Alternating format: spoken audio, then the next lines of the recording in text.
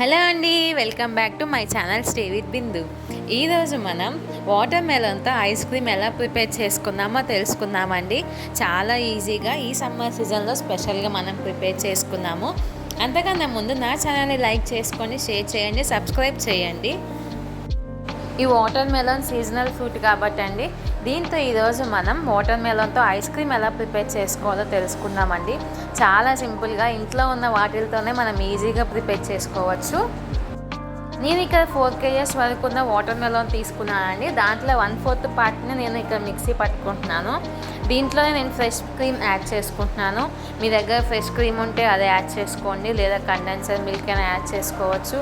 మా దగ్గర ఇవేమీ లేవు అనుకుంటే మీగడ ఉంటుంది కదండి, మీగడైనా మీరు యాడ్ చేసుకోవచ్చు అండి. చాలా టేస్టీగా ఉంటుంది. స్వీట్నెస్ కోసం ఒక 2 టేబుల్ స్పూన్ వరకు షుగర్ యాడ్ చేసుకుంటున్నాను.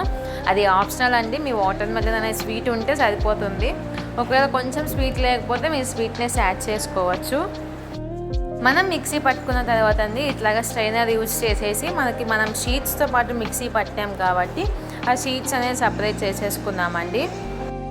ఇక్కడ మనం ఐస్ క్రీమ్ ప్రిపేర్ చేసుకోవడానికి నా దగ్గర ఐస్ క్రీమ్ మౌల్డ్స్ ఉన్నాయండి. ఇది నేను డీమార్ట్లో తీసుకున్నాను. మీకు ఎటువంటి స్టోర్స్లో అయినా ఇవి మీకు దొరుకుతాయి. ఇవన్నీ మనం కొంచెం లెవెల్ వరకు మనం ఫిల్ చేసేసుకొని దానిపైన స్పూన్స్ కూడా వస్తాయండి పెట్టుకోవడానికి, స్టిక్స్. నేను కొంచెం డెకరేషన్ కోసం అండి ఇక్కడ నేను డైరీ మిల్క్ చాక్లెట్ని ఇట్లా చోప్ చేసుకొని ఇట్లా యాడ్ చేసుకుంటున్నానండి. మీరు ఏమైనా డ్రై ఫ్రూట్స్ యాడ్ చేసుకోవాలన్నా యాడ్ చేసుకోవచ్చు, లేదు అనుకుంటే వాటర్ మెలన్ అయినా చిన్న చిన్న పీసెస్గా కట్ చేసుకొని యాడ్ చేసుకోవచ్చు అండి. చాలా సింపుల్గా మనం ప్రిపేర్ చేసుకోవచ్చు అండి.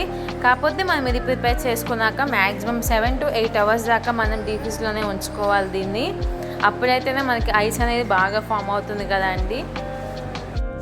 సీజనల్ ఫ్రూట్స్ కాబట్టి అండి మన పిల్లలు కొంచెం సరిగ్గా తినరు కదా, అప్పుడప్పుడు తినేవి కాబట్టి. సో వాటర్ మెలన్ మా పిల్లలు అయితే తినరండి. సో దీన్ని ఐస్ క్రీమ్గా నేను ప్రిపేర్ చేసి ఇట్లా నేను ఇస్తున్నాను మా పిల్లలకి. చాలా సింపుల్గా చేసుకోవచ్చు కదండి దీన్ని. మీరు ఈ విధంగా అయినా మీరు ఐస్ క్రీమ్ ప్రిపేర్ చేసుకోవచ్చు అండి.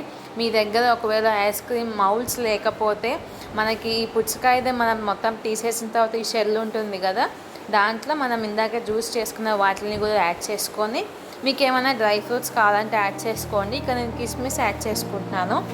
చాలా టేస్టీగా ఉంటుందండి.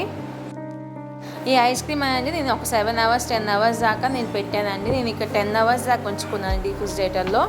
చూడండి చాలా ఈజీగా వస్తుందండి మౌల్డ్స్లో నుంచి. ఐస్ క్రీమ్ చాలా టేస్టీగా ఉందండి. మీరు ఒకసారి ట్రై చేయండి ఎలా వచ్చిందో.